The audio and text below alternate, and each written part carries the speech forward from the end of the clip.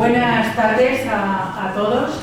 Bienvenidos a un nuevo ciclo de la Institución de Estudios Complutenses que comienza hoy.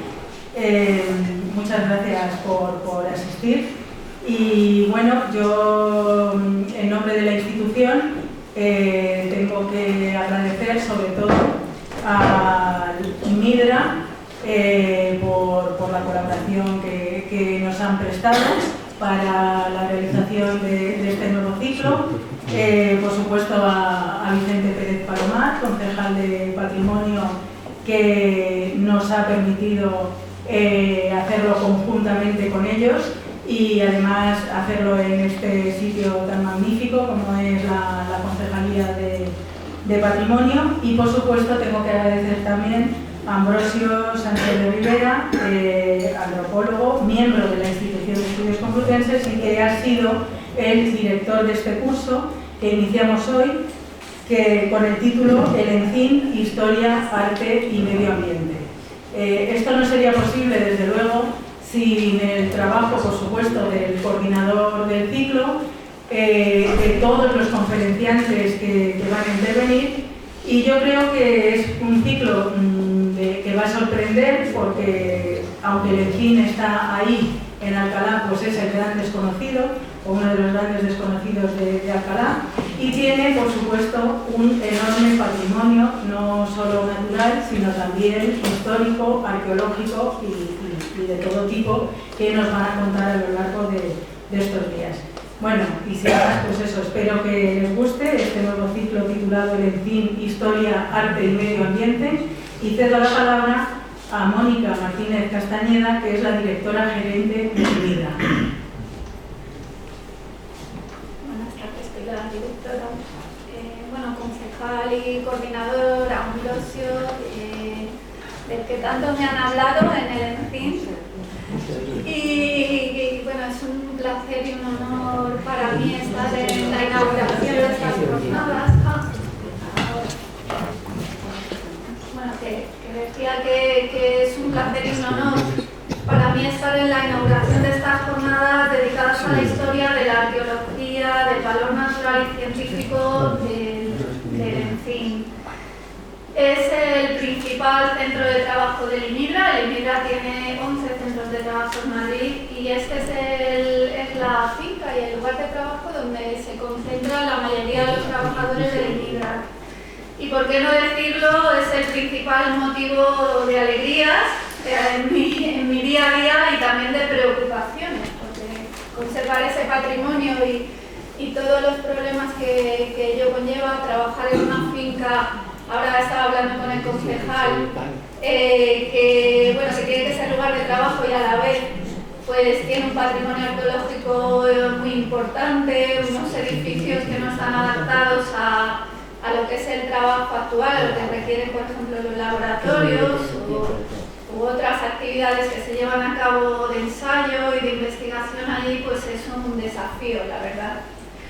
Entonces, bueno, pues agradezco estas jornadas especialmente porque creo que son muy interesantes para poner en valor lo que tenemos, concienciar sobre el valor que tiene el Encín, no solamente el trabajo que se hace desde el punto de vista científico, o que eso quizás sí que sale más a los medios, pero también el trabajo de conservación que hay detrás, a pesar que a mí personalmente me gustaría hacer muchísimo más y voy a intentar hacer lo máximo posible. Yo creo que también estos lugares son importantes para encontrar sinergias, para poder ver qué podemos hacer conjuntamente entre varias instituciones para valorizar y recuperar todo este patrimonio. También para atraer talento, porque quizá a lo mejor viendo que muy cerquita de Alcalá de Henares pues tenemos un importante centro de investigación con un valor relevante desde el punto de vista científico. Por ejemplo, tenemos la colección, creo, no sé si es la segunda o la tercera, porque me han dicho las dos cosas de vides, de colección de vides más importantes de Europa, del mundo, creo, después de la de Montpellier. Con lo cual, alguien que le guste la enología, también tenemos una bodega muy interesante, tenemos ayudado a las denominaciones de origen, también ahora el aceite que va a salir. Tenemos unos laboratorios, digamos, excelentes para las personas que quieran desarrollar una tesis doctoral, que quieran hacer allí el trabajo fin de grado y fin de máster. Pues yo creo que estos foros son muy interesantes para decir, mira, pues la gente, me imagino que aquí habrá sobre todo personas que vivan en Alcalá de Henares y que a lo mejor tienen familiares, hijos o algo así que no han pensado en acercarse al ENCIM para realizar estos estudios de investigación o estas prácticas, ¿no? Entonces me parece interesante, bueno, pues comentar aquí que hay una oportunidad. Y sobre todo desde el punto de vista de la conservación, lo que no se conoce no se puede conservar. Entonces, bueno, pues este momento lo aprovecho, es el momento también para decir que contéis con nosotros en todas estas iniciativas, que pongan en valor el pasado, pero sobre todo, y más importante, el futuro desarrollo del ENCIM. Muchas gracias.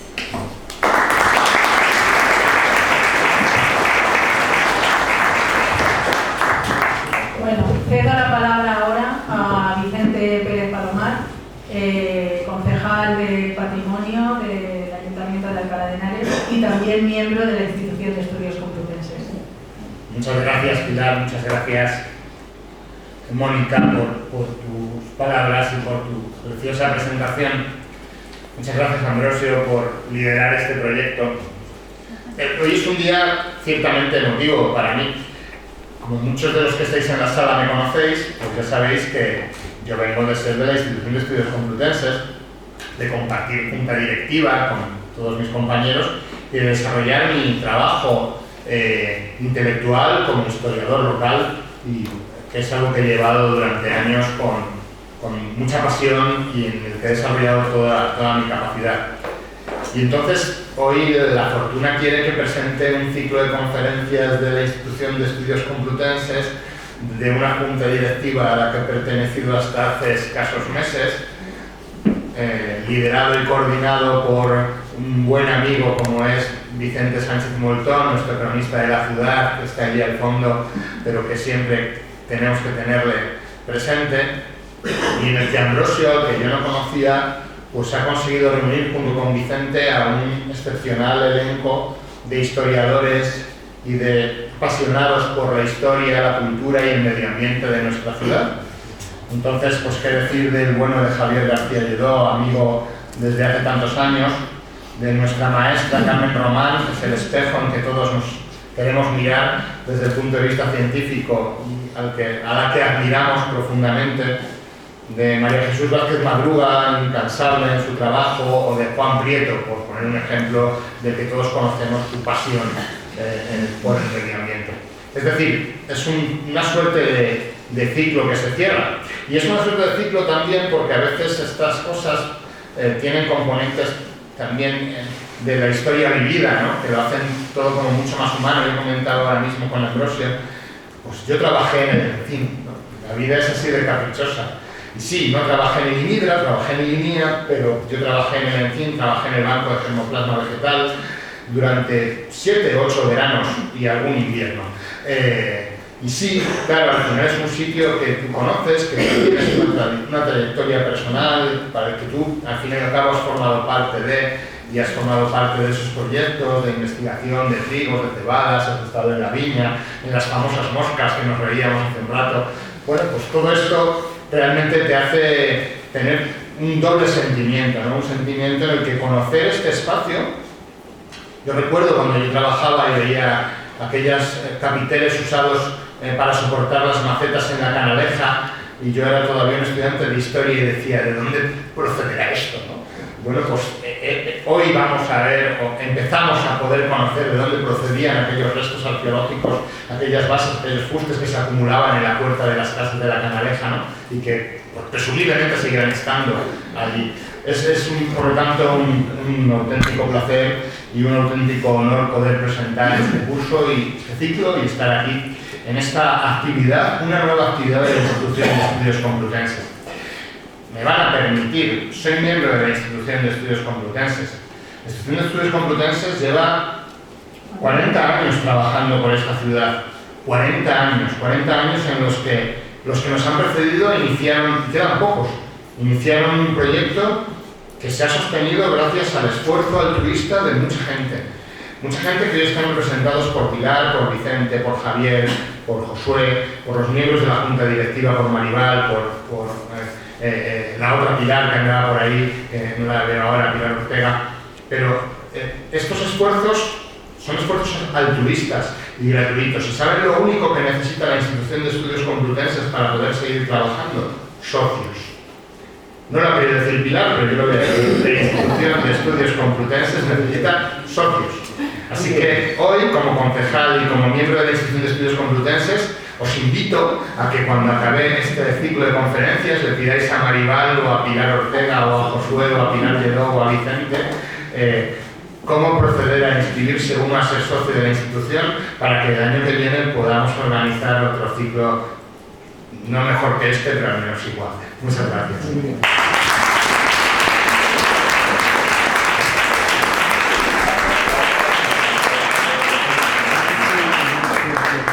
Bueno, muchas gracias Vicente, porque efectivamente lo que no me he atrevido yo aquí a pedir, en plan hacer proselitismo de la institución, pues tengo aquí muy buenos ayudantes para ello.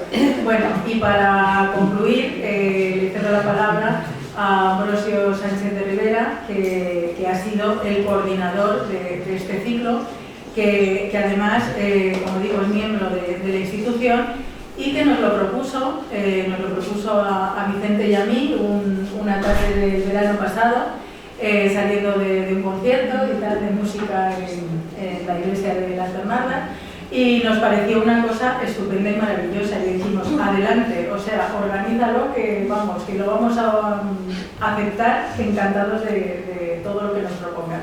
Y bueno, pues se puso a ello y el resultado yo creo que es maravilloso. ¿Qué estás pasando diapositivas?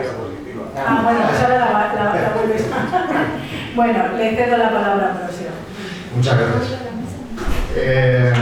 Bueno, nos ponemos muy pesados con esto de las invitaciones, pero es que necesariamente yo tengo que dar muchas gracias, porque por fin estamos aquí.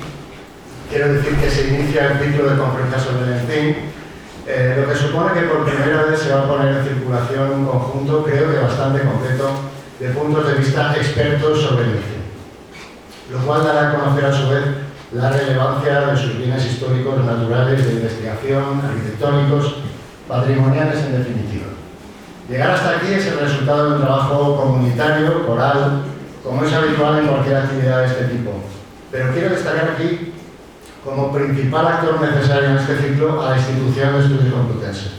La producción de tal cantidad de trabajos y de la profundidad intelectual que oferta la institución es sencillamente admirable. Y voy a personalizar este protagonismo en Manuel Vicente Sánchez Moltó, porque Manuel Vicente Sánchez Moltó ha tenido conmigo una paciencia de santísimo Job. Me ha guiado con delicadeza por los vericuetos de la organización del ciclo, me ha explicado en resumen cómo funcionan las cosas. Posee una capacidad de trabajo pragmático e intelectual que representa modélicamente, yo creo, los valores de la institución. Sin él no habría sido posible estar hoy aquí. Otro protagonista principal del ciclo es el Ayuntamiento de Alcalá de Henares, por supuesto. El lugar en el que estamos ahora está cedido para la ocasión por el Ayuntamiento y sobre todo el Ayuntamiento hará posible la edición de estas charlas, lo que va a constituir un hito en sí mismo, ya que por fin habrá una referencia bibliográfica, un libro editado, que presente el ENCIN desde perspectivas múltiples a interesados, estudiosos e investigadores futuros. El Ayuntamiento se va a encargar de esta edición y entonces, ¿cómo agradecer con palabras semejante regalo, semejante contribución? Yo no sé hacerlo. Personalizo este protagonismo del Ayuntamiento en el concejal de Patrimonio, Medio Ambiente y Limpieza, que además han añadido limpieza, como no había suficiente, que nos acompaña José Vicente Pérez Parolal. Muchas gracias por el esfuerzo que realiza el Ayuntamiento en la promoción y el conocimiento del patrimonio y los valores naturales en general y en este caso del ENCIN. El IMIDRA es un protagonista esencial también en estas jornadas, ya que en 2016 y 2017 el IMIDRA financió un proyecto de investigación histórica sobre el ENCIN. Un proyecto modesto en su cobertura, pero no siguen los investigadores contratados. 2 historiadoras, Carmen Román Pastor y María Jesús Vázquez Madruga, y un arqueólogo, Francisco Javier García Lledó, todos muy conocidos en esta casa y en el ámbito de los estudios complutenses. Llevar a cabo esta iniciativa se la debemos a José María Moreno Martín, director gerente en ese momento de IMIDRA. Muchas gracias por este apoyo a IMIDRA, hoy representado aquí en su actual directora gerente, Mónica Martínez Castañeda. Muchas gracias. Para ir acabando, mi agradecimiento a los conferenciantes. Todos son apasionados de su trabajo, son tenaces y poseen larguísimas trayectorias en sus campos de estudio. Creo honestamente que no hay grupo de investigadores que consiga en este momento mayor suma de conocimientos sobre el ENCIM.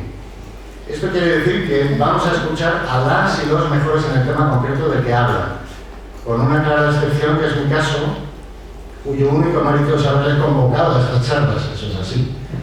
Por tanto, mi agradecimiento más sincero a los conferenciantes por su participación en estas jornadas y su implicación en el estudio del ENCIM.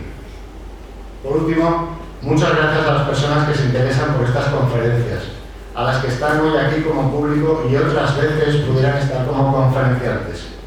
Sería un absoluto sinsentido este acto sin oyentes y lectores interesados. Esta es una dinámica de 2 vías, de ida y vuelta, donde hay una participación y colaboración mutuas. Podríamos decir, parafraseando la película Amanece que no es poco, que nadie es contingente, todos somos necesarios. Muchas gracias.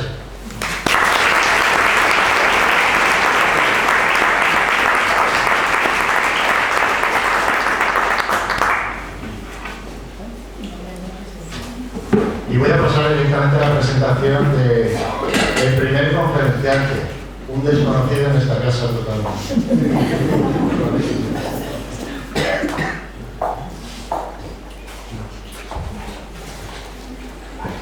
Bueno, el primer conferenciante, como sabéis de sobra, es Francisco Javier García Lledó.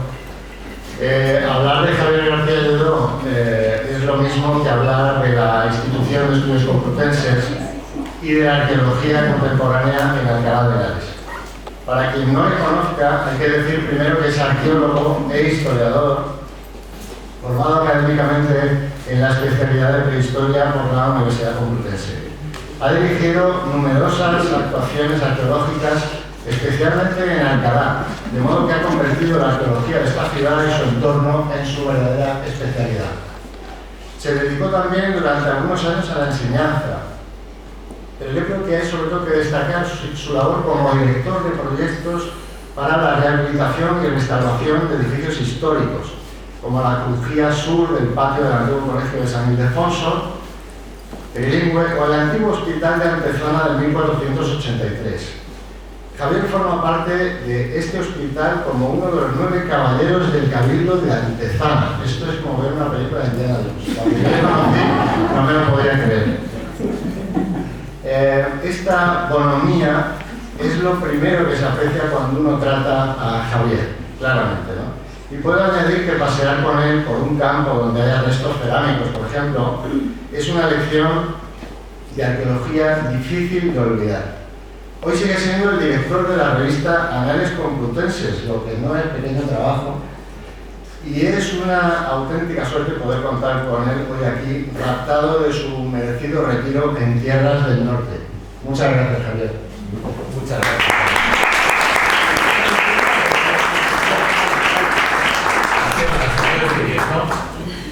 Pues muchas gracias, Ambrosio, que tampoco nos está cantar eso. Un acero que hace un trabajo. Y muchas gracias a todos ustedes por estar aquí. Bueno, por lo que veo, para empezar voy a tener un pequeño problema, y es que tengo el horario donde esto tiene una hora tasada, aquí voy a tener la hora más tasada todavía. En teoría tendría que contar todo esto en media hora, cosa que veo que va a ser, que creo que va a ser como muy difícil. Muy difícil porque hay muchas cosas que contar. Una hora, vale, si es una hora ya la cosa cambia bastante. Pero vamos. Pasamos entonces a hablar directamente al grano. Antes de empezar a hablar un poco del ENCIM hay que contextualizar todo. Es decir, aquí el problema de la arqueología y el problema de la historia es que muchas veces nos la planteamos como hechos aislados, como conjuntos cerrados, como cosas separadas que no tienen nada que ver con nada, pero es un error muy grave. Es decir, normalmente los hechos históricos se desarrollan en un territorio y ese territorio es muy importante muchas veces para poder comprender que sean de esa manera y no de otra. Entonces, empezando porque el Encín está donde está, que es en el Valle de Lenares, pues el Valle de Lenares tiene una serie de peculiaridades que, bueno, pues tampoco le hacen tan diferente de otros, pero el hecho de estar, de ser un valle bastante largo, que en tiempos históricos no tan lejanos era más largo todavía, en el sentido de que desembocaba directamente en el Tajo, en Aranjuez, puesto que el Jarama era un afluente de Lenares, cosa que luego después se cambió, no sabemos muy bien por qué, porque cuanto caudales, volúmenes, etcétera, andan ahí, pero bueno, ese es el hecho y ya está. Entonces aquí lo que pasa es que nos encontramos con ese valle que tiene, además de unas posibilidades agrícolas más o menos importantes y ganaderas por supuesto también, sobre todo tiene una gran facilidad de comunicación. Es un territorio muy bien comunicado hacia el sur, por supuesto, bajando el río hacia el Tajo, y muy bien comunicado hacia el norte, fundamentalmente en dos direcciones. Al Valle del Duero, al que se llega con muchísima facilidad, es que hay muchos pasos y no son los marcados. Yo, una de mis manías es ponerme de pie y empezar a hacer todo de pie, dando vueltas. O sea, mis alumnos no soportaban eso porque decían que les perseguía y les mareaba. Entonces tenemos una serie de pasos, el primero yendo en el orden que vamos, los pasos hacia el Valle del Duero, pues el primero que nos encontramos, en este caso a través del Valle de Lozoya, que hay más posibilidades, pero el más cómodo sería en principio el primero, el puerto de Navafría. Partiendo desde Lozoya, se sube al puerto de Navafría y se baja a tierras segovianas. El puerto Somosierra, y aquí, pues bueno, he hecho el camino por otro lado, pero en principio también se podría ir por Lozoya y Somosierra sigue siendo el paso de la Nacional 1 y un paso histórico de gran importancia, simplemente a lo largo de época islámica, sobre todo en época musulmana, es un paso fundamental. Luego después ahí, por ejemplo, la Guerra de la Independencia es uno de los sitios donde se intenta parar a Napoleón fracasadamente.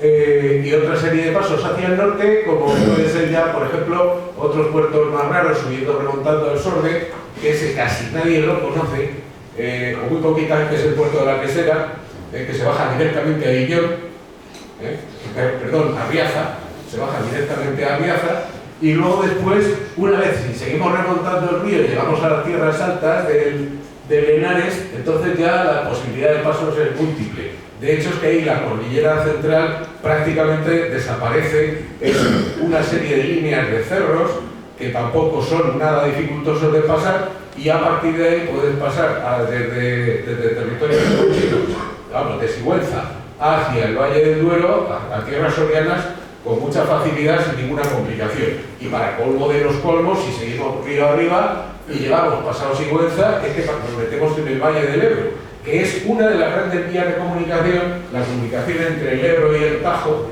es una de las grandes justificantes de muchos de los desarrollos históricos de Alcalá. El Encín se sitúa, a ver si puedo... El Encín se sitúa en una zona topográficamente marcada por la estructura transversal del Valle de Lenares. Esto es un corte transversal del Valle de Lenares a la altura del Encín, en el que lo que observamos es un valle completamente asimétrico. En principio una serie de terrazas que se van escalonando hasta llegar a la de más 12 metros, que es la que está el Encín. Luego después viene el río y después tenemos una serie de escarpes y otra serie de escarpes marcados con una línea de fallas que acaban dando lugar a las parameras de la Alcarria, que tienen su continuidad ya en kilómetros y kilómetros. El Valle de Lenares básicamente está estructurado de esta forma. Entonces esto lo que nos garantiza son básicamente dos cosas. Que en un territorio y en un espacio muy corto hay una variedad paisajística muy grande y unas posibilidades de explotación del medio para el ser humano desde la prehistoria más remota, de lo más variado. Es decir, tenemos zonas bajas, tenemos zonas de agua, tenemos aparte los arroyos que bajan de los sitios de las terrazas fundamentalmente, y luego después tenemos una zona de escape donde hay pastos, donde hay bosques, que sería un paisaje muy diferente, o no muy diferente del actual. Esto es una foto del paisaje que se ve desde el encín, desde la terraza alta, desde la zona de los pinos, de arriba del paseo del camino de la Magdalena. Esto es lo que se ve desde abajo, y además que tiene un aspecto, tiene un aspecto que es el que tiene ahora, pero que de cierta manera es un tanto prehistórico. Prehistórico en el sentido paleolítico, de además de una época relativamente fría, en el sentido de que tenemos una llanada abierta con pastos, con pastizal, que sería la terraza última prácticamente. Luego después tenemos una serie de un bosque de ribera, y después los escarpes y los cerros. En este caso es el lateral que va antes de llegar a los Santos. Bueno, los Santos de los Bosa quedan un poquito a la izquierda y no se ven desde aquí. Es decir, la variedad paisajística en un territorio muy corto, que no hablamos ni de 3, 4 o 5 kilómetros, como mucho, es total y absoluta. Entonces, las posibilidades de explotación del medio, evidentemente, son muy grandes y se han aprovechado desde siempre. Esto que ven aquí es la verdad es que se ve un poco regular, pero bueno, es el plan de riego del canal de Linares en su momento.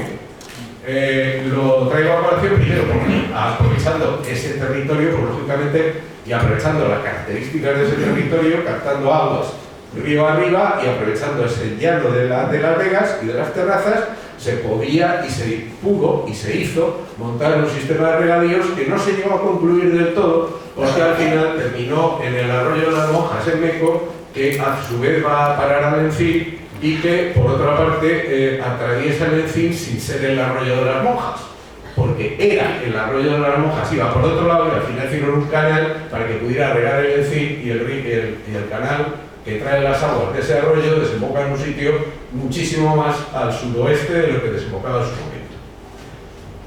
Esto, lógicamente, lo que da lugar es a una ocupación intensísima a lo largo del tiempo.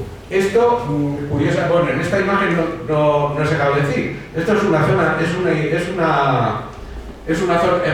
la zona arqueológica de los cerros de Alcalá, lo que viene a determinar como bien de interés cultural de los cerros de Alcalá, y los yacimientos y muchos otros yacimientos que aparecen asociados en el entorno. Entonces, si nos fijamos en la zona de la Vega, aparte de la ciudad medieval, moderna y contemporánea, e incluso romana, tardorromana, lógicamente, encontramos una serie de puntos y de yacimientos en la Vega, también en la zona intermedia de los cerros y también en las llanadas de arriba, que son otra llanura que corresponde a una llanura colgada, que es un valle que corresponde con el arroyo Anchuelo y el arroyo Pantueña, que también es muy importante en cuanto a zona de explotación agraria y de yacimientos. Lo que nos encontramos es una concentración de yacimientos arqueológicos tremenda en un espacio muy reducido. Y de hecho, si hubiera puesto solamente lo que es la Vega, veríamos que allí la superposición de yacimientos es verdaderamente brutal. Dentro de estos yacimientos los encontramos de todas las épocas. Los encontramos desde la época más remota, de un paleolítico inferior, del que voy a mostrar una serie de piezas que son del Encín, de la zona de las Viñas. Del Encín, eso corresponde con la terraza, no con la más 12 en la que está el Encín, sino con la anterior, la más alta. Probablemente son materiales arrastrados desde esa terraza, teniendo en cuenta que las terrazas son las antiguas llanuras de inundación y las antiguas vegas que al irse encajando el río van dejando esas llanuras colgadas, que es donde la gente estuvo viviendo en aquel momento, y allí hicieron sus ocupaciones, allí abandonaron sus utensilios, y después las escorrentías, los vaquileros los van desmontando y nos encontramos a flor de tierra fuera de ese escalón. Si se localizara el yacimiento, se podría excavar. Como no se ha excavado porque no se ha hecho la limpieza, el trabajo correspondiente, y aquí no se explotan arenas a gran escala, sino solamente gravas, aparte que la dinámica del Henares es muy diferente de la de otros sitios. Arrastra muchísima grava y pocos limos. en muchas zonas, por lo cual es difícil encontrar restos. Esto es un bifaz, esto es hecho en cuarcita, es un tallado por las dos caras, muy tosco, porque bueno, que no significa en absoluto que sean más antiguos que otros, pero simplemente es que son más herramientas de ocasión. Entonces se hacen, se utilizan y se tiran. Esta es otra, esto es otro, esto es más sencillo todavía, esto es un canto tallado, bifacial, una serie de golpes en el borde de un canto para obtener un filo, o bien para obtener pequeñas lascas cortantes, que también puede ocurrir.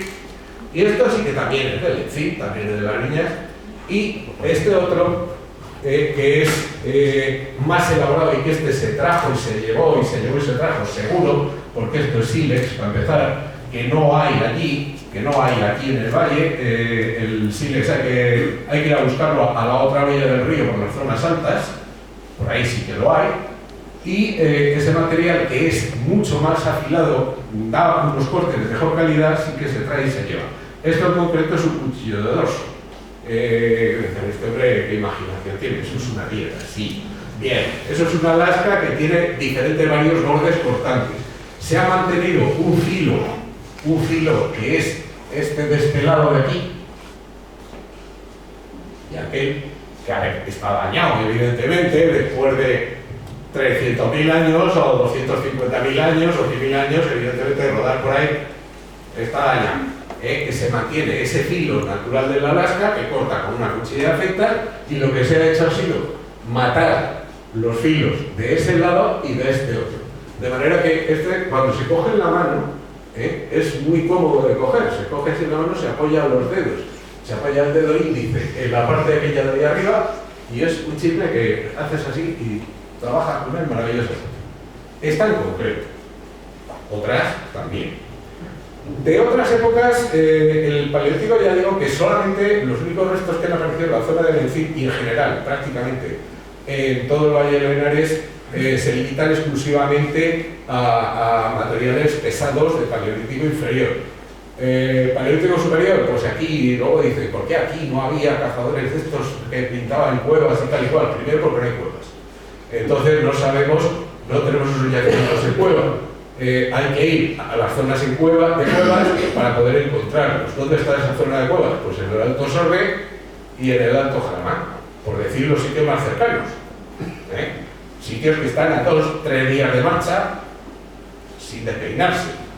Entonces, evidentemente, está claro que ahí, en esa zona de abrigos, que sí que hay yacimientos, muchos yacimientos, y que muy desconocidos hasta ahora, pero que en los últimos años están teniendo un rebrote importante, demostramos que desde hace por lo menos 25.000 años, en la época más fría del Paleolítico superior, había gente que estaba viviendo en esas zonas tan estupendas de la zona alta del Sorbe y del Jarama, es decir, al fresco, pero teniendo en cuenta que en el resto de Europa no se puede vivir, son refugiados climáticos que se vinieron. Y luego, a partir de cuando empieza a mejorar el tiempo, entre comillas, en el Magdaleniense empiezan a recolonizar, esa misma gente recoloniza el norte de Europa en un viaje de vuelta. Realmente en la zona del Encín en concreto, digo en la zona, porque esto tampoco está en el Encín, no, esto es la Magdalena, esto está más hacia Alcalá.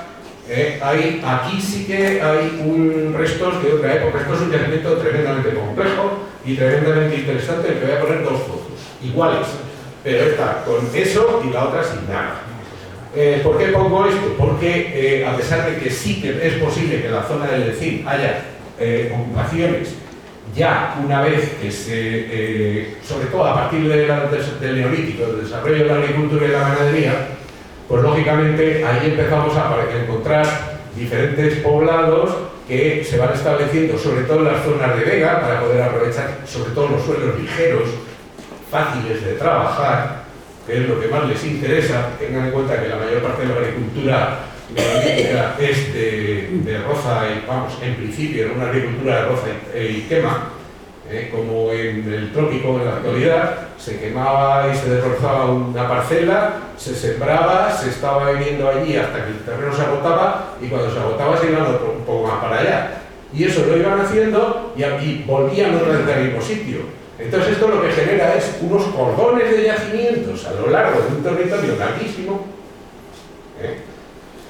que son cronológicamente indistinguibles porque son del mismo periodo, que da la impresión de que viven multitudes, que entre el Jarama y Guadalajara aquello esto estaba atiborrado.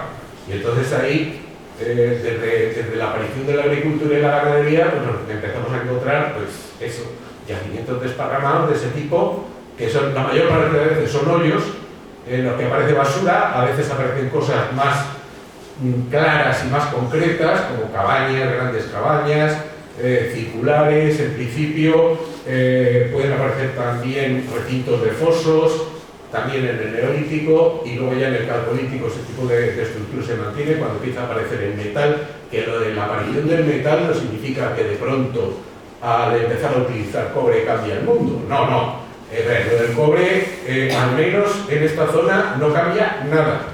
En los lugares donde se empieza a extraer y producir cobre, sí. Cambian las cosas, cambian las estructuras económicas, etc. En los sitios de pastores y agricultores que viven en chozas de ramas, de manteado de barro, de entramado de barro, con manteado de barro y tejado de paja, pues ahí esa gente que va y viene con sus ovejas, pues lógicamente el tener un punzón de cobre en vez de hueso no añade gran cosa. Este yacimiento lo traigo a colación porque en este punto, ahí en esa zona en concreto, es a partir de una serie de enterramientos calcolíticos de la edad del cobre, ya de una edad del cobre avanzada, no de los principios de la edad del cobre, como la Regarita o algún otro de por aquí, sino ya de pleno Campaniforme. Ahí estamos hablando de una época en la que hay un cambio muy importante. O sea, parece que es una tontería lo que cambia la cerámica y usan una cerámica distinta y tal. En este caso no es solamente eso, hay un cambio ideológico tremendo en el que se pasa en general de enterramientos colectivos a enterramientos individuales, con un ajuar para todos y muy sucinto en el agujero donde los has metido, ya sea un dolmen, una covacha, una cova natural, a un ajuar complejo destinado a una persona en concreto. Entonces aquí en la Magdalena aparecieron ese tipo de enterramientos de calcolíticos de la edad del cobre, Campaniforme, 2500 a.C., que están lo más cerca, es dentro de lo que hemos encontrado, lo que más cerca está del Encín. Probablemente si me dedicara a pasearme por la zona de las viñas y similar y por todos los sembrados del Encín, probablemente acabaría encontrando calcolítico y campaniforme en superficie. O sea, hace falta un permiso de prospección, Eso no se puede hacer así gratis. Hay que ir a la Dirección General de Patrimonio, pedir un permiso de protección con un objetivo concreto, que es un proyecto de investigación, y entonces te dejan hacerlo. Si no, te puedes dar un paseo por el campo, mira, lo ves, te lo encuentras, lo he visto ahí, coge, te haces una foto del sitio y no tocas nada. Eso que quede claro, lo digo por si acaso a alguien se le ocurre. Pero ya dentro del Encín, sí, ya dentro del Encín, una vez dentro del Encín, ya empezamos a encontrar yacimientos a partir de un momento que sería la edad del bronce medio, bronce temprano. Aquí tenemos una serie de cerámicas, aquí es una serie de cerámicas de un yacimiento que se excavó en la zona del campo de golf, en el que aparecieron una serie de hoyos con basura, lo de siempre, es decir, son antiguos hoyos de almacenamiento de cereal que se amortizan utilizándolos como basureros. Esos poblados itinerantes que van cambiando de sitio. Cuando me voy, pues tiro la basura, la tienen acumulada en un sitio, y cuando me voy, relleno los hoyos con aquello y me quemo las chozas y me marcho. Y ya volveré cuando el terreno esté en condiciones otra vez. Uno de esos yacimientos está, uno de los múltiples de todo un cordón enorme de yacimientos, estos hay muchísimos, y además unos pegados a otros, es este del campo de golf. Entonces este corresponde con un broncelerios, un protocogotas, una época en la que, bueno, seguimos siendo, básicamente son ganaderos y probablemente ganaderos transterminantes, que van hacia la zona de montaña y vienen aquí al valle. Y entonces esa alternancia de ir por las ovejas para aquí y para allá, cuando están aquí además aprovechan para cultivar y para recoger cereales, que luego después dejan almacenados en sus hoyos, para que al año siguiente cuando vuelven los tienen en sus agujeritos ahí guardados y pueden comer y volver a sembrar. Y lo otro pues son una serie de piezas, de sílex, en este caso son piezas laminares que corresponden también con una edad del bronce, probablemente, o un carolítico de bronce, que estas sí que son también de la zona de las viñas, en fin. Siempre me refiero a esa zona por una razón. Primero porque fue Ambrosio el que nos enseñó. Y después porque esa zona, al no estar cultivada, y tener una cierta pendiente, más pendiente, los fenómenos de erosión hacen que las cosas te las puedes encontrar con más facilidad que en una zona donde hay mucho vegetal y está todo removido. Y bueno, si está todo removido y vas el día que lo han removido, maravilloso, pero vamos, no sube. No solamente aparece eso, sino que también hay, por ejemplo, esto es un borde de cerámica también cocida, primero hecho a mano. Son cerámicas hechas a mano, no están hechas con torno, están hechas también en hornos, están cocidas en hornos abiertos, es decir, realmente es un montón de ramas, se hace un montón de ascuas, se ponen de ramas, se pega fuego a todo y con un poco de suerte no estalla nada y está todo cocido. Con un poco de mala suerte pues empiezan a explotar y cuando vas a abrir aquello puedes sacar de los 7 que has metido, te quedan dos sanos y los demás hechos trizas. Más cerámicas de estas, de bronce, también de esa zona, vamos también de la del bronce. Puede haber alguna que sea un poco más delgada, esta una en concreto, aquella negrilla de ahí arriba, que es un poquito más fina y mejor acabada, podría ser incluso del hierro 1, que tampoco la aparición del hierro va a cambiar gran cosa. La aparición del hierro sí cambia cosas, evidentemente empieza a cambiar cosas, pero quizá una de las cosas primeras que empieza a cambiar es que viene otra gente distinta que empieza a vivir en casas largas en vez de vivir en casas redondas. Pero probablemente pues son otra gente diferente, como los de California. También vienen unos ucranianos que llegaron hasta aquí, no es broma, estoy hablando en serio, con la Naya, unos ucranianos que vinieron hasta aquí con sus caballos y sus carros, y la población masculina de aquellos señores que llegó allí acabaron desplazando a todos los individuos masculinos anteriores del Neolítico y de todo. O sea que todos los hombres de esa época descendemos de esos ucranianos que vinieron aquí, de los de Naya. Que lo sepan. Debe ser que eran altos y como venían con carro que llevaban coche. Arrasaron. Bien, en la segunda de hierro las cosas empiezan a cambiar. Aquí ya empezamos a cambiar en una cosa, a llegar a una situación radicalmente diferente con respecto a lo que estábamos viendo hasta ahora. Sobre todo porque el significado del encín y del resto del campo empieza a ser diferente del que ha sido hasta ahora. Hasta ahora hemos encontrado un campo, que era todo el campo, donde la gente va y viene, cultiva, se va, pasta sus ganados. A partir de la del hierro empezamos a encontrar otra cosa distinta. Una cosa distinta de por qué, pues porque empieza a aparecer un elemento hasta entonces completamente desconocido que es la ciudad. Empiezan a aparecer las ciudades. A veces son grandes poblados fortificados, otras veces no tanto. Pero ahí empieza a aparecer unos centros de poder donde empiezan a aparecer especialistas que hacen cosas ellos y hay que comprárselas. La cerámica ya no la hace la señora en casa, que era como se hacía, sino que hay que comprársela a un especialista que las hace al torno, las coge en un horno cerrado. La metalurgia se desarrolla del todo. Se utiliza mucho el metal para todo, con lo cual hace falta ir a comprarle al especialista, con lo cual tienes que producir unos excedentes para poder pagar al especialista. Y además encima, para colmo de males, resulta que esa situación de especialistas y excedentes acaba generando una clase por encima de los demás que los controla y controla esos excedentes. Y esa gente es la que vive en las ciudades, con lo cual la ciudad empieza a depender económicamente del campo y el campo empieza a depender económicamente de la ciudad. Es decir, no se trata de que uno sea más importante que el otro, sino que se trata de una, de una simbiosis entre unas estructuras de habitación grandes que concentran gran cantidad de personas y concentran también en las especialidades, los especialistas y la gente que hace las cosas que ya no se pueden hacer en casa porque son muy complicadas, pero a la vez sigue teniendo que haber unos agricultores y ganaderos que obtienen una comida que es la que da de comer no solo a ellos sino también a los que se dedican a otras cosas. Entonces estas cerámicas evidentemente sí que están hechas por especialistas. Esto es una cerámica, esto es un borde de pico de pato, típicamente celtibérico. Pero el pico de pato quiere decir que si lo cortamos así en sección y lo vemos así de perfil, es como si fuera una cabeza de patito. También nos encontramos, también aparecen ahí estas otras dos, estas son también hechas a torno, está pintada de rojo, está con jaspeados, que es muy típica también de esta zona, son cerámicas de la Segunda Edad del Hierro, clásicas.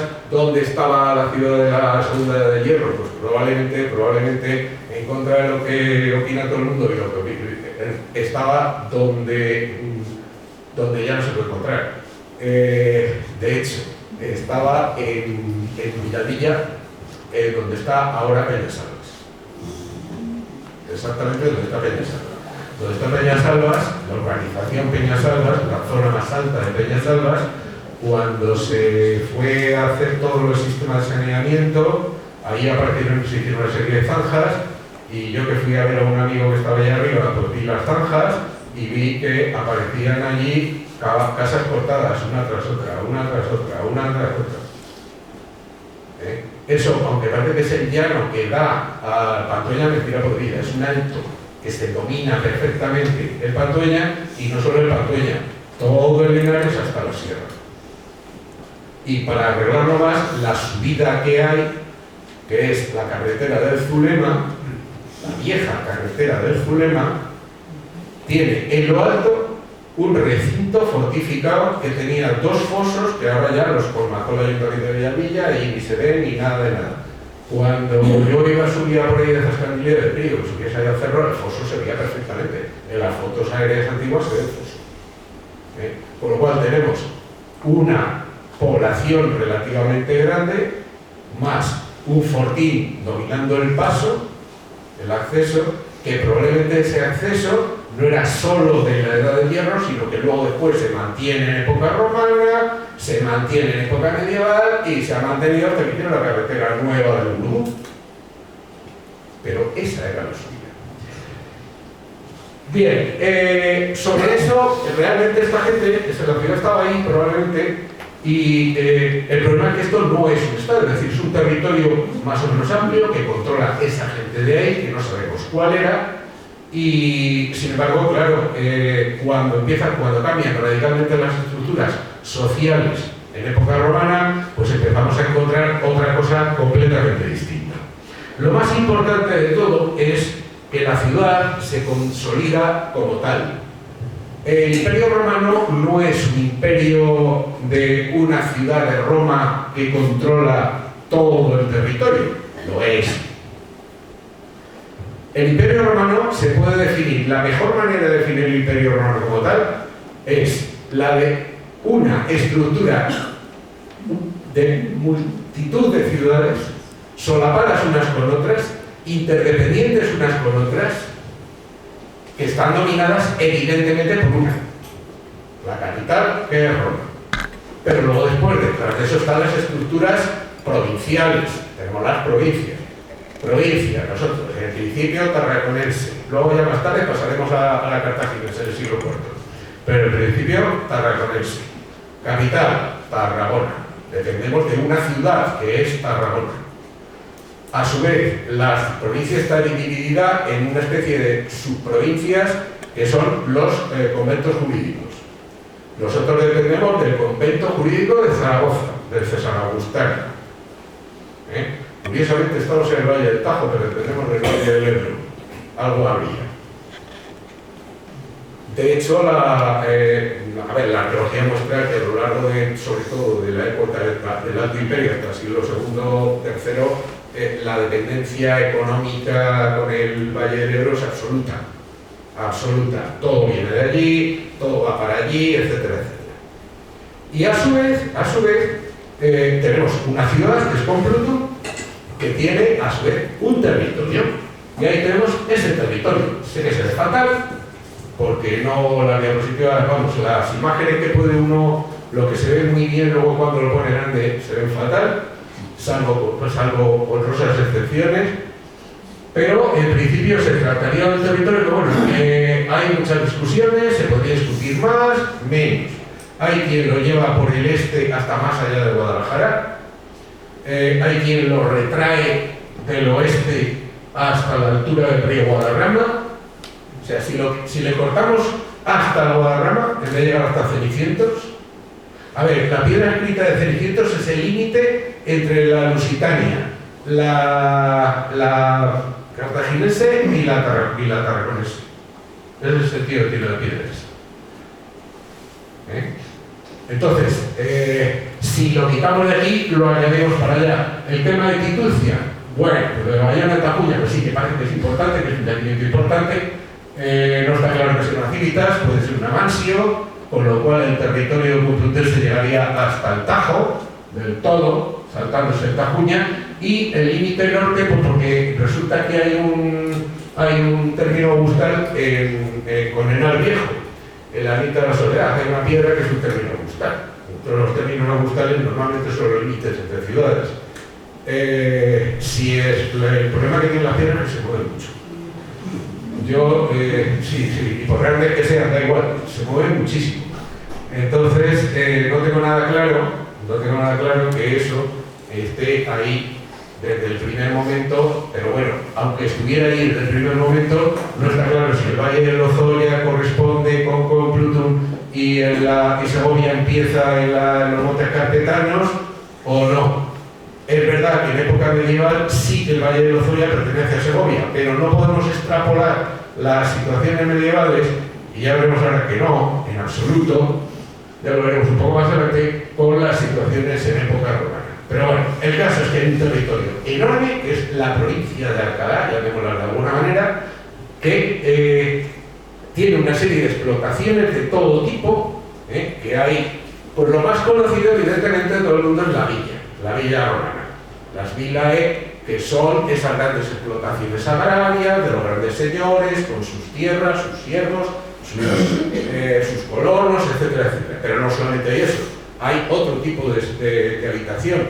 Existen también los vilicus, es decir, pequeñas aldeas, villas, pero ya eso es otra cosa completamente igual. Perdón, me estoy haciendo un lío.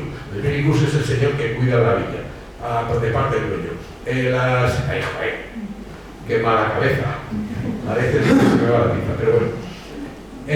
Son los vicus, aldeas, los vicus que son aldeas, pequeños por ahora, a veces no tan pequeños, porque por lo que se ve en algunos casos no son tan pequeños, donde tienen estructuras mini urbanas, pero que son zonas que además son de paso, están relacionadas con zonas de paso, con zonas de vías. Luego están las mansios, que son lugares de estancia de camino, de paso de caminos. Se ven así como la venta de Meco, ventas. O sea, la venta de Meco es una mansio que está en el cine. O sea, que el cine es muy peculiar en ese aspecto. Y bueno, todo eso es lo que da de comer a Complutum, y a su vez Complutum les transmite y les traspasa todas las mercaderías y todas las cosas importantes que va trayendo de aquí y de allá. Al final esto acaba siendo... Yo sigo... Nada, bueno, al final esto lo que acaba haciendo es un trasiego de gente que básicamente se establece en torno a lo que acaba creando el mundo romano a partir de las vías que ya conocíamos, que ya eran caminos transitados, porque son caminos viejamente transitados, por lo que probablemente iban esas ovejas para acá, para allá. En época romana se acaban convirtiendo en carreteras carreteras de reglamento, sin piedras por encima ni cosas por el estilo, sino con una capa de rodadura fina y bien acabada. Esos caminitos, esos paseos de arena compactada, de caliza compactada, tan buenos, eso que se ponen ahora tanto por todos los jardines y caminos de forestales y todas esas cosas. Eso es el suelo que pisaban los romanos. Eso. Las losas solo en las ciudades, en las calles. Solo. ¿Os imagináis un carro con toneles o con ánforas de vino cargado hasta las orejas, con casi 1000 kilos, trotando por un sitio pegando botes por las piedras de los empedrados esos de las losas? Imposible. Bueno, entonces básicamente tenemos el sistema de comunicaciones, el lineal del Valle, a Toledo y Mérida, evidentemente seguimos el Tajo abajo, es la conexión entre las dos capitales provinciales, o entre Tarragona y Mérida, entre la tarragonense y la lusitania,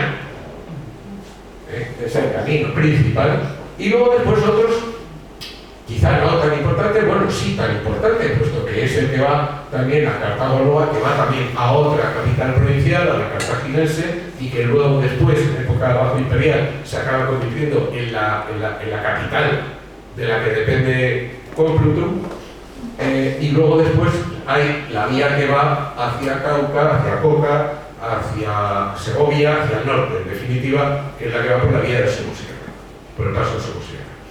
He puesto las dos Complutum, la antigua y la nueva, de todas maneras para que se vea cómo, en principio, si empezamos solamente con unos poquitos, no he puesto todos, si empezamos con los yacimientos que están en La Vega, para empezar, Complutum, la ciudad, al lado, muy cerca, a 1 milla, el campo laudable, que es esto, donde estamos pisando, o sea, la catedral, la parte de atrás de la catedral, la quinta milla de la primera milla.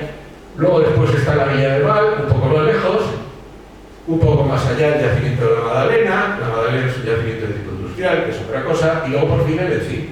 El Encín, que tiene una peculiaridad que veremos ahora, que no es solo que está ahí. Bien, y encima, enfrente del Encín, exactamente enfrente del Encín, está las supertermas de la Villa Romana de Meco, de 100 por 100 metros. Solo las termas. Lo demás no sabemos lo que es porque no lo hemos encontrado, porque no nos han dejado seguir. Vamos a dejarlo. Bien, el yacimiento de al lado del Encín es la Madalena. ¿Por qué saco la Madalena? Por una razón muy sencilla, porque es un yacimiento peculiar en el sentido de que es un gran establecimiento industrial de época romana, básicamente dedicado a la producción de tejas y ladrillos. Debía haber bastantes más, porque para la construcción de una ciudad y todo lo que lleva alrededor, y teniendo en cuenta que el uso de la teja se hace masivo en época romana y sigue utilizándose mucho tiempo después, pues este tipo de yacimientos debió ser muy importante. Es verdad que hay un momento determinado en el que se amortiza y entonces, como ven, se acaba convirtiendo en un cementerio en época romana. Bueno, en época romana y de época romana, aparte de los calcolíticos esos del Capaliforme que digo, de época romana los hay enterrados, desde época imperial hasta época ya no romana, sino probablemente visigodos. Y aquí se convierte en un cementerio, en uno de los cementerios probablemente ligado a la existencia de alguna aldea, porque eso es otra historia de después. Pero lo saco a colación porque es un tipo de yacimiento en ese sentido que tiene muchos paralelos directamente con el Encín, que esto sí que es el Encín. Y aquí en el Encín lo que hay es o por lo menos lo que se ha podido excavar, lo que se ha excavado es un yacimiento industrial de época romana también muy parecido al de la Madalena, en el que encontramos piletas de decantación, depósitos para agua, en fin, probablemente también se trataba de algo relacionado con la cerámica, aunque aquí en este caso no han aparecido hornos, mientras que en el otro sí. También es verdad que la extensión del otro ha sido muchísimo mayor. Estos son parte de las piletas de decantación y de los hornos, de los hornos de los pozos de almacenamiento de agua y demás. Y lo que pasa es que curiosamente hay una curiosidad, el Encín tiene una curiosidad que dentro de estas estructuras de explotación relacionadas con las ciudades tiene una curiosidad enorme, que es esta. Lo de arriba, mal que se vea, que no se ve muy allá, es un esquema de una villa romana. ¿Qué es lo que tenemos? Pues tenemos arriba la casa del Dominus, es una villa de peristilo, con 2 torres a la mitad de la fachada, un peristilo maravilloso, un patio para que se paseen y tal. Luego después empezamos que si la casa de los de Bilicus, las caballerizas, porquerizas, corrales, pajar, almacén, lagar, horno, bodega, el hórreo, etcétera, etcétera, etcétera. Y lo de arriba no es una villa romana, no, lo de arriba es el cine. Y entonces lo que tenemos es en la parte inferior, oblicuo, en la parte inferior a la derecha, vale, en la parte inferior tenemos los edificios nobles, administrativos, entonces las torretitas, tal, que quedan tan estupendos y que son el equivalente, que serían el equivalente a la casa, ¿no?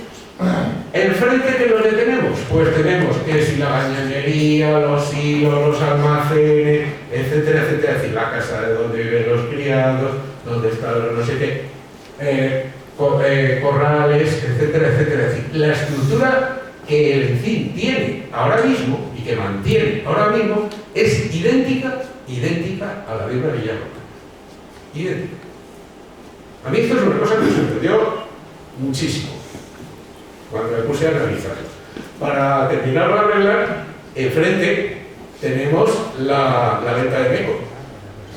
Y la venta de Meco es el equivalente a una mansio, es decir, un sitio donde vas, te paras, comes y cambias los caballos del carro.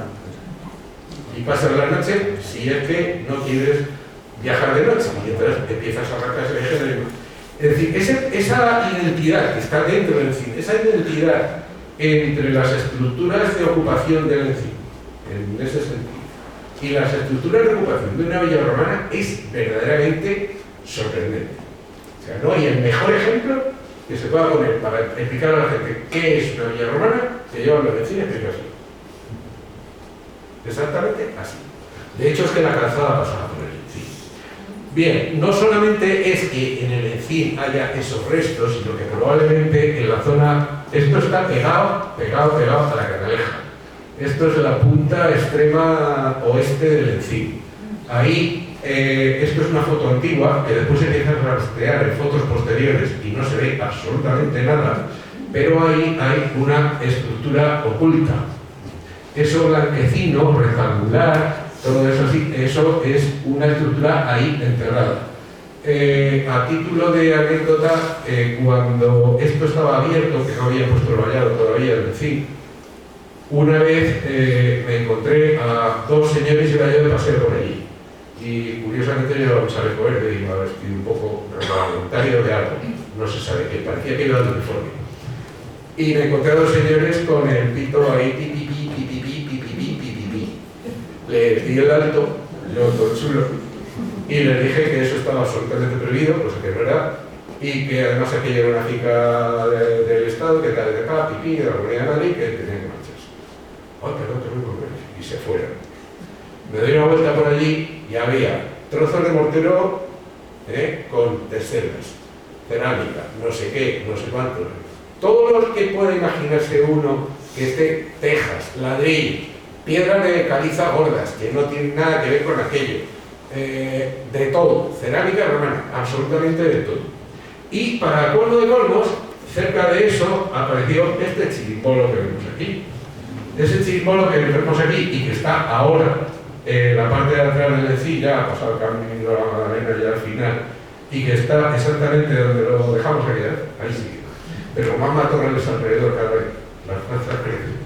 Ese chirimbolo es exactamente un trozo de una cosa parecida a eso que vemos ahí. Ese es un miliario. ¿Qué es eso? Pues eso es simplemente un kilométrico. Es decir, lo que a lo largo de las vías romanas, nos encontrábamos marcando las distancias. Vamos marcando la distancia. En el hito lo que viene es aparte de poner allí que aquí esto lo puso no sé quién que arregló la carretera en tal año siendo cónsul no sé quién y bla bla, lo que pone a no sé dónde tantas millas, desde no sé cuántas tantas millas. Ojito con las millas romanas, que son 1430 y tantos metros. O sea, son 1000 pasos dobles. O sea, no un paso para adelante, sino uno para adelante y el otro. Eso es un paso romano. 1,43. Nadie piensa que los romanos andaban a zancadas y a saltos. Que hay gente que se lo cree, se lo creía. Antes sí. Bien, y no solamente es que, bueno, ese apareció exactamente cerca de la estructura esa de ahí, evidentemente lo sacaron. Bien, la distancia de poco voy lo mido 6 millas. Al foro, 6 millas. Es decir, es un punto kilométrico que apareció in situ, que está relacionado con esa estructura no excavada que está allí. Es decir, aquí hay el decir. Tiene su precedente, o sea, si parece una villa romana por algo, porque era una villa romana. Bien, aparecen cosas, por ejemplo, pues, cerámica romana, esto es una vasija de cerámica común hasta cierto punto, cerámicas comunes finas, que son un poco cuidadas, pero sobre todo lo que aparece mucho también, que eso es lo que suele aparecer en cualquier yacimiento romano, que es lo que llama la atención, son las sigilatas, las cerámicas estas estándares romanas prefabricadas que se vendían por todo el imperio, el Durales de la época, que sí, una cosa así, el Durales de la época. Los más que son muy bonitas, decoradas y todas esas cosas. Esta, la mayoría, vamos, estas en concreto, casi todas, pues seguro que son estas casi todas por el color y por lo que habréis cerca, estas son todas de tricio y de tritium magalum, o sea, de La Rioja, del Valle Negro, evidentemente. Bien, la ciudad evidentemente se fue manteniendo como tal, lo que pasa es que una vez que empieza a destruirse y a desaparecer el Imperio Romano, perdón, no a destruirse el Imperio Romano, empieza a desmantelarse la estructura estatal porque empieza a deteriorarse esa estructura, no hay un control del territorio como tal, empieza a quedar cada vez el poder más en manos de los entes territoriales, pero de una manera muy subsidiaria, de los grandes señores, de las villas, empieza a ruralizarse de alguna manera y entonces las villas empiezan a abandonarse y se acaban convirtiendo al final, algunas no, hay algunas no, que se mantienen en épocas muy avanzadas, pasan por toda la época visigoda y pasan a ser heredadas por unos señores que siguen siendo igual de hispano-visigodos, que se convierten en el Islam y de pronto se convierten en señoritos. Bueno, siguen siendo señoritos, pero no todos, porque del Islam, la invasión islámica fue más traumática de lo que a veces se puede pensar. Es decir, no es eso de la convivencia, esas historias, como que no. Y entonces esa época sí que me la salto directamente, la época intermedia, esa del final de las ciudades, porque realmente lo que no, primero que no hay ningún testimonio de esa época, no encontramos registro de los momentos de bajo imperiales, ni ya de época visigoda, ya tan tardía, pero probablemente esa zona, al haber sido una zona de habitación en su momento, es casi seguro que se convirtiera en una aldea, igual que lo había sido en la Edad del Hierro, habría habido aldeas, en la Edad del Bronce había habido aldeas, aquello se acabará convirtiendo en una aldea que por suma que hace la explotación de la tierra cada uno a su modo y viven como pueden, porque además como hay una estructura o la estructura de recaudación de impuestos es relativamente escasa, estos a lo mejor estaban un poco más controlados, porque Complutum siguió funcionando bien en época visigoda y además era cabeza de obispado y tal. Entonces probablemente, aunque vivieran muy campesinamente, no dejarían de pagar impuestos. Es verdad que probablemente en vez del metálico lo pagarían en especie y ya. Pero bueno, el caso es que eso en el 711 se va todo a la porra, porque no precisamente, no quisiera enrollarme demasiado, pero vamos, que ya me estoy enrollando. Me queda un poquito, Lo digo a la que tiene que recoger, que la llevamos. Realmente lo que hace lo que ocurre en la época musulmana es que hay una serie, primero, es un destrozo absoluto del reino visigodo, primero por razones interiores, y quizá no menos importante, que no se ha valorado suficiente, es que en la época visigoda, desde finales del Imperio Romano, pero plenamente en época visigoda, hay una serie de epidemias de peste, la famosa peste de Justiniano, que es una de las primeras grandes llegadas de la peste negra a Europa en el siglo VI, y entonces es que realmente la población de la península ibérica se redujo a la mitad, pasó de los 6 millones y pico que tendría, o casi 7 que tendría en época romana, a 3 millones y pico de habitantes. Es decir, se trata de una merma muy importante. Si ya añadimos que hay una serie de épocas, además también de malas cosechas, porque hay incluso unos años, fue el verano sin sol o algo así, no sé qué erupción hubo, que la gente veía, que no se veía el sol.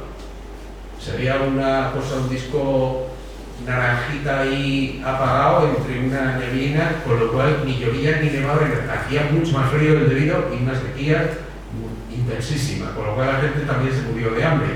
El reino visigodo estaba muy mermado en el 711. Y prácticamente realmente es que todos los grandes imperios de esa época, todos los grandes reinos de esa época, el visigodo, el bizantino, todavía romano de Oriente, el imperio romano de Oriente y el persa, estaban muy mermaditos. Y estos otros, los musulmanes, los árabes en principio, que eran nómadas, y como eran nómadas vivían en tiendas, no tenían ratas en casa y por lo tanto no picaban las pulgas de las ratas, pues eran inmunes aparentemente. Por lo cual se extendieron, se cargaron el reino visigodo, se cargaron el imperio, casi se cargaron el imperio romano de Oriente, y el imperio persa, por supuesto, se lo cargaron enterito, se lo comieron enterito. Es verdad que cuando empezaron a sentarse en las ciudades, al poco tiempo empezaron a enfermar de peste como locos, como todos los demás. Quiere decir que no eran inmunes. Bien, el caso es que al final esta conquista, y lo he puesto en una época avanzada porque realmente da igual, es decir, no se mantuvo, no hay grandes diferencias. La conquista, todos sabemos que llegó hasta arriba, hasta el borde del borde, incluso se metió el territorio franco hasta Poitiers, que está bien lejos, se metieron hasta allí, pero las reacciones posteriores y problemas internos de ellos también, que también hay que tenerlo en cuenta, hicieron que ese territorio se fuera contrayendo. Entonces, básicamente, aparte de las reacciones de los otros, quizá el gran problema que tiene el mundo islámico, el Emirato dependiente todavía de Damasco, que tuvo, fue la gran revuelta bereber. Básicamente, la mayor parte de las tropas que habían venido aquí, vienen aquí árabes, evidentemente, y bastantes. Vienen también sirios, los sirios, ¿qué digo esto? Sirios, moros. No señor, eran bizantinos convertidos al Islam. Cuando se los conquistan, se convierten al Islam y entonces pasan a ser soldados de persas, que es lo mismo, egipcios, que algunos ni se molestaron en cambiar de religión, siguieron siendo coptos, pero venían a dar caña a los cristianos del otro lado, porque le daba igual, porque le pagaban, y sobre todo bereberes del norte de África. Y el problema está en que cuando hicieron el reparto de asentamientos, tú te pones aquí, yo me pongo aquí, esto, tú aquí, tú allá, a los bereberes les entregaron todo este territorio de por aquí, y los árabes se quedaron en todo este otro. Se quedaron en el valle. A ver, es que eso no sé. Bien, a los bereberes les dieron las 2 mesetas, y los árabes se reservaron el Levante, el Valle del Ebro y el Valle del Guadalquivir. Entonces, claro, llegó un momento en los otros dicen, pero ¿esto qué es? Luego después, primero el reparto, parte del reparto se queda con la mejor parte, y les dieron lo peor. Es decir, yo no vengo del Rif para vivir en la cordillera cantábrica. O sea, no. O sea, para estar viviendo subido en lo alto de una montaña, criando cabras, me voy a mi casa. Es así. Y para cultivar en un sitio donde no llueve o llueve poco, en vez de estar viviendo en Segovia, pues me voy a Marrakech, que vivía antes y no me molesto. O me voy a mi costa de Argelia que llueve más y se está mejor y se produce más. Es decir, que hay sitios mejores. Esa es una de las razones. Luego también es que le pretendieron cobrar, seguían diciendo que eran niníes, a pesar de que se habían convertido al Islam, les querían seguir cobrando la jizya, el impuesto de conquistados. Pero bueno, el caso es que se van, hay muchos, la revuelta de Beber hace que muchos abandonen todos sus puestos y prácticamente todo el territorio del Duero se queda indefenso, no vacío, indefenso. Entonces esto se aprovecha por parte de los reinos del Reino de Asturias, fundamentalmente, una frontera que primero llega al Duero, luego después empiezan a empujar ya un poquito más y se van hacia la sierra, pero el caso es que lo que les obliga, lo que obliga al mundo, ya en este caso ya al Emirato de Córdoba y luego al Califato de Córdoba, es a crear una frontera que es muy distinta de lo que nosotros entendemos como frontera. Para que nos hagamos una pequeña idea de lo que es esa frontera, bueno, la frontera corresponde con la marca media que hemos visto desde ahí, con capital en Toledo y en Medinaceli. Entonces desde ahí, de Medinaceli es de donde se ataca y de Toledo es donde se defiende. Bien, la frontera tiene un doble objetivo, son una serie de fortificaciones escalonadas en grandes territorios. Aquí nos corresponden esta zona Madrid, Salamanca, Uceda, Alcalá, Guadalajara, que son fortificaciones importantes, entre medias alquerías, montones de granjas que se dedican a la producción agrícola y atalayas en alto para controlar. Esto es una defensa en profundidad. Se trata de vigilar la sierra, básicamente de producir, pero con un objetivo. La producción tiene un objetivo fundamental y es tener almacenados bienes, almacenados alimentos para cuando hay que atacar para arriba, las tropas que vienen de Córdoba, el ejército profesional, tengan de dónde abastecerse. A veces les lían a estos pobres y les hacen ir a batallas y se les dan por todos lados. Pero básicamente es el ejército profesional el que ejerce. Esa estructura de profundidad es la que hace que, en concreto, pues aquí exista esa fortaleza, que es el Calatar del Salam, el castillo, allá arriba marcado en rojo, y los dos arrabales en amarillo. Y probablemente una atalaya, casi seguro que una atalaya, pero no era hacer ni caso, en lo alto del Ecesme. Ahí no va a ser una torre circular, en la punta. Y era el mismo diámetro que las atalayas del resto. Entonces, de ese territorio, de esa zona de por ahí, pues lógicamente alrededor están esas alquerías, que una de esas alquerías debió ser el Encín y debía ser el Encín.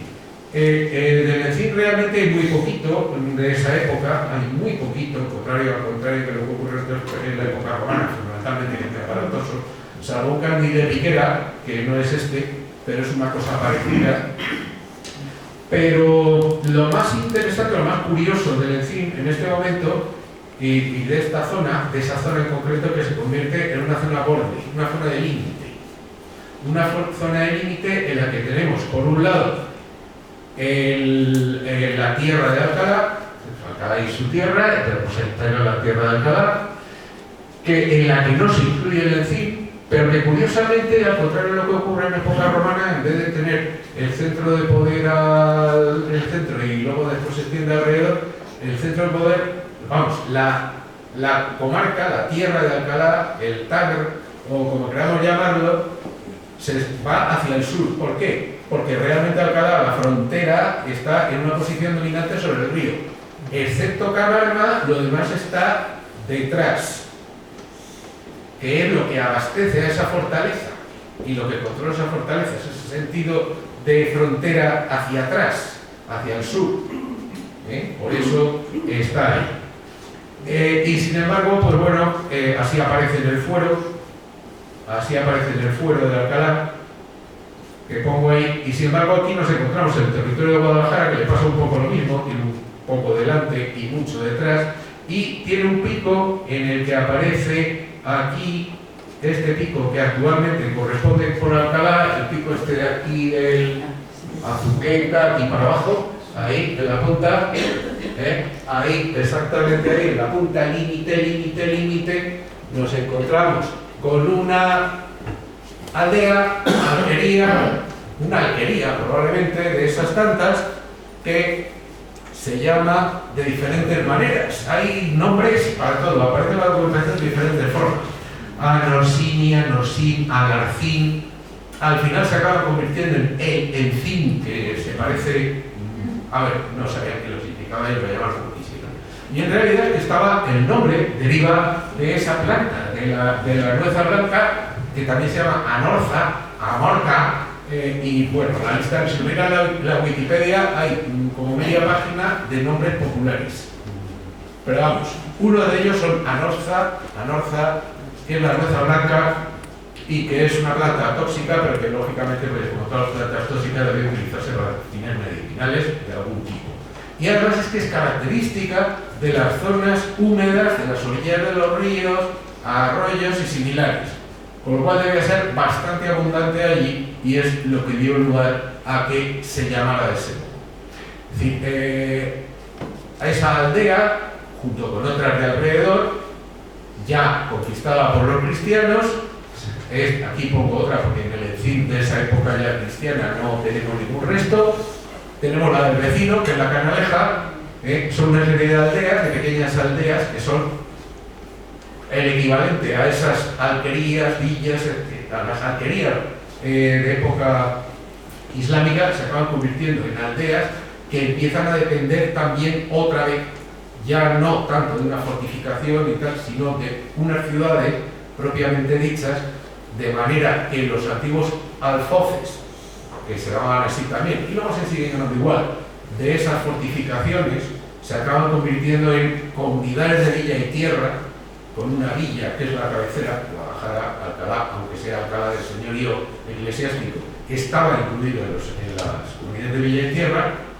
y que, como todas esas comunidades, esas aldeas, tenían como punto principal una iglesia, de la cual es la de la Canaleja, no queda nada más que la portada, y bastante maltratada, por cierto, porque está en un ambiente muy húmedo y está muy mal restaurada, porque el ladrillo se desgrana y se va. Y es la única ermita que tenemos del siglo XIII o XIV. Y está ahí. Y además cuando excavaron al revés, excavaron delante y lo excavaron detrás. La iglesia, lógicamente, si la portada está aquí, es una especie de nave, y la pared de atrás del fondo de la nave es donde está la portada. Detrás es donde está la iglesia. No delante. Y ahí no se ha hecho nada, pero eso no hay que echar la culpa al INIRA, porque el INIRA no tiene nada que ver con eso, porque eso es del Estado, de línea, del Instituto Nacional de Investigaciones Agrarias. Eso es del Ministerio de Agricultura. Así que ahí no tenemos nada que marcar. Muy bien, pues esto es todo, porque si sigo contando cosas le voy a pisar el terreno a María Jesús. Pues por eso ya prefiero llego al punto cronológico que corresponde, y ya a partir de ahí María Jesús seguirá contando. Pues muchas gracias.